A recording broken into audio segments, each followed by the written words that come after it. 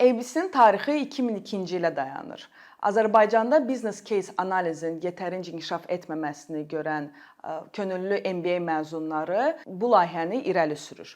2006-cı ildə isə AAA, yəni ABŞ təhsilli Azərbaycan Məzunlar Assosiasiyası ABC-nin keçirilməsinə eksklüziv hüquq alır və 2010-cu ildən bəri ABC yarışmalarını təşkil edir. Bu gün ABC Azərbaycanın ən nüfuzlu təhsil platformalarından biri hesab olunur. Burada şirkətlər üçün istedadlı tələbələr kəşf edib, onlara dəstək olmaq üçün əla fürsət yaradır. Yarışma ingilis dilində keçirilir və 2-ci, 3-cü və 4-cü kurs bakalavr və ya magistratura tələbələri qoşula bilər. Mən və qrup yoldaşlarım qaydalara uyğun olaraq 2014-cü ildə yarışmaya qatılırıq. O zaman 3-cü kurs tələbələri idik, həyəcanlı və təcrübəsiz idik.